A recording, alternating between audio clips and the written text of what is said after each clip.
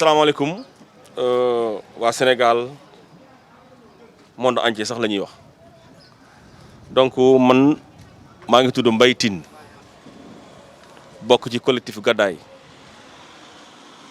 yor nekk secrétaire administratif collectif ñu def ma porte-parole du jour donc dañoo ñëwoon tey aussi pour waxtaan ak sénégalais yi pour waxtaan ak ñi nga xam ne ñoo nekk ci diaspora bi ak monde entier parce que li ñu fi dégg promoteur bi Babacar Fall wax loolu lañ bëgg a ñëw indi ay quelques leeral yi nga xamante ni moom lañ ciy apporter man dama xamul ndax Sénégal laa nekk wala ban pays laa nekk parce que koo xamante ni dañ la condamné Cour suprême yi nga xamante ni mooy juridiction bu gën a mag ci Sénégal mu condamné la 6 mois de prison ferme assuré contrainte par corps ba pare amende bi nga xam ne da nga ko war a fay nga taxaw sa kër génn télé di wax man dama xamul ban Sénégal laa nekk donc loolu ñun dañ koy condamné ça prouve nettement lu ñu doon wax keroog dafa am moom instant bi da ko waroon fekk ci biir kaso bi mais malheureusement gis ngeen situation yi nu mu demee ñu interpeller encore l'État du Sénégal interpeller la justice de notre pays nous avons été toujours républicains dañ na nekk justice bi na doxal lu muy doxal ci Babacar Fall sinon dañ ne Cour suprême amatul njëriñ Sénégal bu fekkee day condamné nit kooku nekk di taxawaalu amatul njëriñ donc moom dafa tudd ci biir waxam dafa ni le jugement arrêt 91 da koy jox terrain bi jugement arrêt 91 mi ngi nii boo xoolee li ci nekk dañ leen ni Babacar Fall a été condamné de 6 mois de prison ferme assuré d'une contrainte par corps ak une amende bi nga xam ne war na ko fay victime yi léegi nag jugement bi yéen yor ngeen ko di ngeen ñu wax yéegi fan la ñu bind ni Babacar Fall jox nañ ko terrain bi te bu dul loolu sax jugement 91 bi jugement wu 43 bu Cour suprême da koo dàq parce que moo nekk juridiction bu gën a kawe ci réew mi mooy jugement arrêt 43 du 19 décembre 2019 ñun li ñuy wax dafa am lu leer lu ñu ciy def boobu jugement aussi musul wax fan la ñu joxee Babacar Fall terrain bi musu ko wax donc loolu moom ci boppam bu bëggee nax sénégalais yi duñu ay dof ay nit lañ jàng nañu xam nañu dañuy raisonner li ñuy war a def kay mooy jugement bii nañ respecté li fi nekk condamné nañ ko na dem tëddi bu bëggee porter ñu plainte nag ñun ñu ngi koy xaar mais nag lii da ko war a fekk ci kaso bi balaa ñuy porter plainte. mais gis nañ dossier bi tamit am na ñoo xamante ne si dinañ ko ci mooy ñu mel ni Ousmane Sonko ak Tahibou Ndiaye. gis nga loolu moom mooy ñëw di def di dilatoire bu ci tuddee Ousmane Sonko ñun suñu yoon newul ci Ousmane Sonko ñun suñu terrain la ñu lijjanti Ousmane Sonko nag bu fekkee moom dégg na lii tontu wu ci kooku moom la concerné mais ñun concerné wuñu loolu ñun suñu terrain la ñuy lijjanti ak moom bu fekkee nag dafa bëgg a def di dilatoire na ko def di dilatoire feneen mais ñun dépassé nañ loolu moom nee na daf ñuy porter plainte ñun porter nañ ko plainte ñu jàll ci ñetti instance yëpp première instance condamné na ko cour d'appel condamné na ko cour suprême condamné na ko na wax ci loolu balaa muy wax ci leneen na respecté juridiction wu Sénégal ñun foofu la ñuy wax ak moom léegi nag moomul terrain bi nee na le juge de pénal moo ko ne demal jël terrain bi mais ñun lu mu dee jàng nañ nag xanaa juge pénal fan lay mën a joxee terrain bu bëggee terrain na dem ci juge civil woo ñu fa ñu fekk ko fa ñun am nañ ay arguments yu clair yi nga xamante ni ñu ngi ko yor téye ko heure bu ñu woowee nañ ko génneel arguments yi tegal ko sur la table donc ñun ragaluñu lu ñuy wax xam nañ fu ñu jëm moom nag bu fekkee dafa bëgg a def di dilatoire na ko defee feneen mais ñun terrain yi lañ soxla te l'état du Sénégal moom mi nga xamante ni moo ko accompagné woon ba mu toj suñu kër yi l'état du Sénégal boobu lañ tendre la main ne ko yaa ñu waxoon buñ ko gañee cour suprême di ñu delloo suñuy terrain defal ñu ko ay bail individuel loolu la ñuy xaar ci état. mais léegi actuellement ban procédure ngeen fas yéene. comme ni ñu ko waxee woon rek génnuñu ci procédure boobu d'ici 15 jours dimanche lañ defoon suñu annonce bi on attend 15 jours lundi bii di ñëw bu si topp bu ñu gisul dara ci terrain bii la ñuy dem tëdd te lundi boobu normalement dafa war a fekk Babacar Fall ci biir kaso bi avant lundi boobu di egsi war nañ fekk Babacar Fall nekk ci biir kaso bi. moom depuis kañ lañ ko jugé. ñu ngi ko arrêt baa ngi nii c'était le 19 décembre 2019 lañ jot arrêt bi voilà mi ngi toog ci këram di def lu ko neex di génn ci rajo yi di wax di dem dox ay soxlaam mais ñaata yoon lañ dajeek moom. un prisonnier kay boo dajeek moom te cour suprême moo ko condamné mais gënul ñeneen ñi nga xam dañ leen condamné ñu tëdd cour suprême ñu tëdd prison te cour suprême moo leen condamné gënu leen donc moom lu muy def ci biti ba léegi di wax ni ban recours ngay def yow joxe nañ arrêt bi jël nañ arrêt bi yóbbu nañ ko fu ñu ko war a yóbbu léegi kay ñoom ñoo war a def seen liggéey mais au début Babacar Fall mus nañ ko condamné première instance mais condamné nañ ko première instance demul benn yoon prison il a fallu que ñun ñu dem ci bureau procureur pour mu mën a signer comment dirais-je pour mu signer mandat d'arrêt bi loolu nag la ñuy xaaraat ñu def ko pour ñu mën a signer pour ñu mën a jàpp Mbaye Fall non nañu waxante dëgg juge bi juridiction yi dafa war a dox comme ni mu war a doxee ñun depuis 2013 ba léegi ñu ngi topp ci tribunal di dem di ñëw léegi nag dem nañ ba fa mbaxane doonee benn ba fa tribunal sëse muy cour suprême dañoo war a téye Mbaye Fall téye Babacar Fall ba pare ñuy door a xool leneen lu ñuy def. waaw léegi ginnaaw ci loolu seen plan d'action lan la grève de la faim ngeen bëgg a def wala lan ngeen bëgg a def. ñun suñu plan d'action c'est très simple wax nañ leen ko tendre nañ la main à l'État du Sénégal ñu ngi remercier nag président parce que tax nañu ñaari yoon son directeur de cabinet recevoir nañu benn bi Omar Youm la beneen bi Augustin Tine moo ñu recevoir ñu waxtaan lu leer mu wax ñu ni président dina xool nu muy trouver solution ñun ñi ngi xaar solution boobu mu trouver ko donc ñun foofu la ñuy xaar président l'ancien gouverneur Fall recevoir nañu dans son bureau xamal ñu il nous reçoit sur les instructions du président de la République président instruire na ko bu cour suprême paree arrêt bi génn nañ ko indil bu ko defee moom mu xool nu muy régler situation yi jël victime bu nekk defal la bàyyi individuel autorité nag bu la diggee wax la ay population ñi ngi taxaw di xaar dañu war a respecter lu ñu dig seen population ñu ngi remercier aussi ñi nga xamante ni ñoo yor administration locale le sous-préfet et le préfet de Pikine à chaque instant bu ñu soxlaa ñu recevoir ñu dañuy recevoir léegi nag ñun est-ce que doyul nag quand même ñu xamal ñu ni ñoom li ñuy doon wax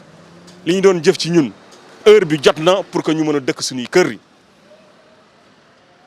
pour loolu dama leen ñoo xamal ni rek actuellement nii ñi si bëri ñi ngi décédé parce que naqar lañ am loolu xam naa ñu si bëri dinañ ci ñëw mais pour ñu xamal rek ni situation bi dafa doy waar Babacar Fall nag ñun amatuñ dara luñ koy wax nee na daf ñuy plainte pour occupation illégale de terrain ñu ngi koy xaar facture fictive yooyu muy wax naan dafa facture fictive loolu moo tax sax mu ne léegi moom 300 et quelques millions la ñu amel bu ñu demee ba cour d'appel wala première instance wala cour d'appel wala cour suprême validé mais kon xam na ni moom moo tooñ beneen aspect bi nee na moom 253 terrain xajul ci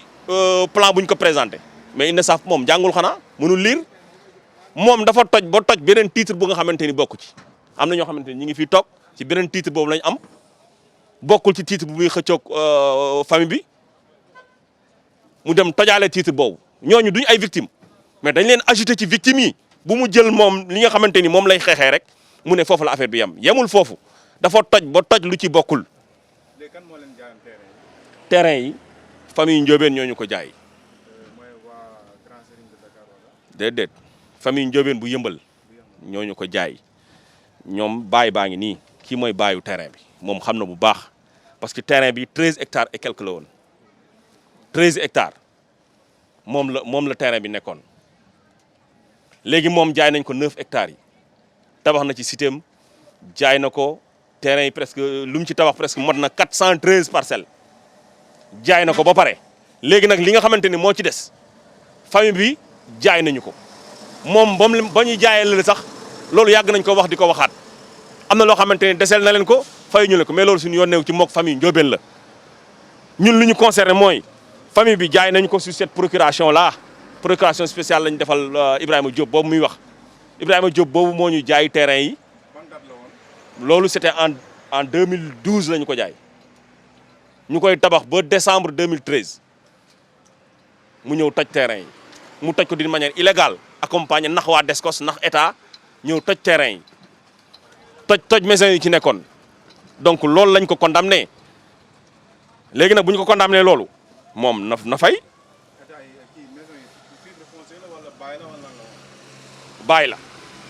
baay bi moo nekk nii moom laa la wan léegi baayu Ndiobène la si le titre 99 52 baayu collectif la woon ñu jox ko famille bi moom ci la jënd 9 hectares yi changé baayam def ko 10 182 DP moo nekk fële si mooy étage yu weex yi la ngay gis moom moo ko changé def ko 10 182. léegi bi ngeen demee Descos yéen ñaar ngeen mujj bi ngeen ko demee yéen ban kii lañ ko validé ko mooy Descos ban baay lañ koy reconnaître. Descos reconnaître baay bi fi nekk mais Descos xam na baay bi. moom tamit mu indiwaat beneen. moom non indiwaatul beneen même baay boobu li ci des noonu moom lay xëccoog famille Ndiobène fekk ñun jaay nañ ñu ko ba pare ba construire nañ ko moom ci biir ay waxam dégg nga ni wax na ni am na ñu fa dëkkoon nee na am na ñu dëkkoon ci site bi am na ñu dëkkoon ci site bi da leen fekk foofu déloger leen toj site bi ci lu mu tegul fenn loolu la ko tribunal condamné léegi nag nee na daf ñuy plainte pour escroquerie à jugement ah occupation de terrain illicite illégal ñu ngi koy xaar ñun bañ ko waree porter plainte porter nañ ko plainte léegi moom nee na daf ñuy porter plainte ñu ngi koy xaar. d'accord ku nekk ne ñaata la jëndee woon terrain. loolu moom c'était individuel am na ñu jëndee 8 millions am na ñu jëndee 12 millions am na ñu jëndee 4 millions ça dépend ku ci nekk terrain ñu la jaay waaw. ñoom dañ ko tegoon ci des bases yu claires plan bu leer lañ ko tegoon di jaay terrain yi waaw ñun lu ñu jëndee 4 hectares yi moo gën a seer téeméeri junni yoon lu mu jëndee 9 hectares am yële donc loolu aussi il faut nit ñi xam ko waaw. donc de façon globale terrain yi toujours mun nañ ni bàyyi la ba nga xamante ni. État du Sénégal moo ko joxoon famille Ndiobène jaay nañu terrain yi ba ñu commencé koo dëkk comme ni mu ko waxee ñoom ñu fekk fii ay waa ak population bi ko dëkkoon habitants yi ci dëkkoon ñu toj terrain yi ñooñu fu mu nekk nii mooy ñi fi nekk ñëpp ñi taxawaalu ñi ngi dugg di génn di luyee di def lu nekk man nag dina ne man tojuma sa terrain yaa ngi dëkk sa kër yaa ngi def ci nii mais xamul moo porté plainte man dinaa ko xamal. donc loolu ñuy xamal ni état du Sénégal ñu ngi koy déglu ba léegi pour mu wax ci terrain wu waa victime mu gàddaay mu wax ci seen situation métti na dafa difficile à l'heure du Covid mu ñuy wax nii ni ñun lu ñuy dund presque moo gën a métti fuuf ki nga xamante ni dafa am Covid 19. amoon Covid 19 ñu dugal la sax ci benn hôpital dalal jàmm bii moo ñu gën a jege. faj ñu ba ñu wér ñu génn ñu dem suñu yoon moo gën li ñu teg nii ñun depuis 2013 ba léegi ñu ngi ci loo xamante ni moo raw fuuf Covid 19 donc ñu ngi dund lu nga xamante ni dafa métti loolu nag dañoo bëgg état du Sénégal dañ ciy tàllalal encore une fois état du Sénégal moo mën a régler la situation pour lan ñu leen di woo c'est parce que ñoom dañoo xëy suba accompagner ko ci lu dara ci lu ñu tegul fenn ci lu leen nax. nit ki nag bu la naxee ba nga xam ne daf laa nax nga koy wax partout saa ñu recevoir en audience ñu ne xamal ñu ni ñoom Mbaye Fall da leen a nax dafa nax seen structure étatique yi nax na leen reconnaître leen nax la leen nañ jël seen responsabilité ñu jox ñu terrain yi ñu construire ko jàmm ne ñooy ku ci nekk dund li ngay dund. balaa ngay tëj waxoon nga famille Diop bi famille Diop bi ñun tamit ñoom ñoo leen jaay terrain yi. ginnaaw bu ñu leen jaayee terrain yi ñoom gis ni dem na ci yoon.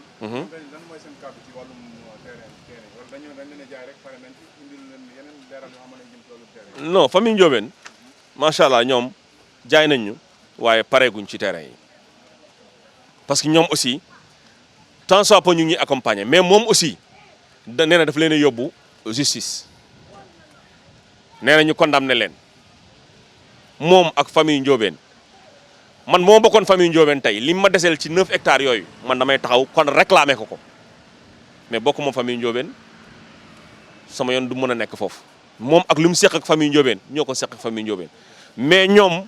heure bu ñu bëggee ñu soutenir leen dans leur combat ñun on est prêt à le soutenir te depuis lors ñu ngi koy def parce que Mbaye Fall dafa fekk nit ñi nekk seen jàmm mu tooñ leen génne leen seen kër toroxal leen te toroxal boobu bu ci état àndul woon à travers la DSCOS ñemewu ko def donc état moo ko dooleel ba mu def loolu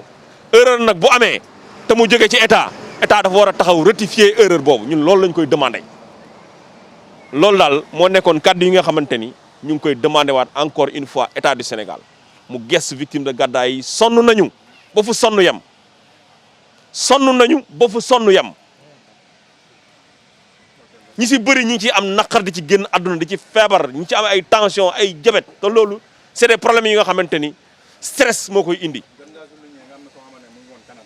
mi ngi woon Canada amoon na fi kër investir ba ndeysaan ba noonu la ci génne àdduna ci biir koor gi la génn àdduna jabaram a ngi ne di tënj ci terrain mais ci terrain yi la daanu ci terrain bi la daanu ñàkk bakkanam te bu mu ñëwee ba léegi mu ngi doon jéem a dellu mais danaan xaar tey la problème bi réglé suba mu réglé jabaram condamné nañ ko ci condamné nañ ci jabaram mu tëdd ci ay mois de prison ndeysaan jóge ci loolu ñu génnee ko këram mu jaay këram fay ay bor yi fi ameloon dem di luwe ji koo xamante ni da ngaa dëkkoon sa kër te loolu yëpp Mbaye Fall moo ko indi ñi si bëri am nañ ci ay naqar plus de 10 personnes macha allah yàlla na fa yem dee nañ ci. donc loolu yëpp dañ koy imputer Babacar Fall parce que loolu bu amul woon nit ñi duñu am yenn naqar yi ak yenn coono yi ba seen doom di génn àdduna ba seen wayjur di génn àdduna wala ba ñoom ñuy génn àdduna am na xale yoo xam ne seen jàng yàqu na ci te loolu Mbaye Fall moo ko indi yow yaa ngi dëkkoon sa kër mënatoo dëkk sa kër nga nekk ci corps enseignant wala nga nekk feneen ak feneen yor def prêt dugg ci ay prêt construire sa kër ba pare Mbaye Fall toj ko yaa ngi continuer di fay prêt bi mais yaa ngi continuer aussi di louer loolu fan lañ ko teg dañu waxante dëgg mbir mi dafa yàgg état ci loolu la war a taxaw gestu ay population parce que ñun aussi on est des Sénégalais je l'ai toujours dit on a été toujours républicain di doxal yoon Babacar Fall dañ koo may justice da koo may lépp lu mu amoon ñu jox ko mais ñun aussi nañ ñu jox li nga xamante ni aussi mooy suñu ak mooy suñu yelleef te ñu ciy tàllal loxo état du Sénégal bu baax a baax donc ci loolu laay terminé ñu sant bu baax jërëjëf.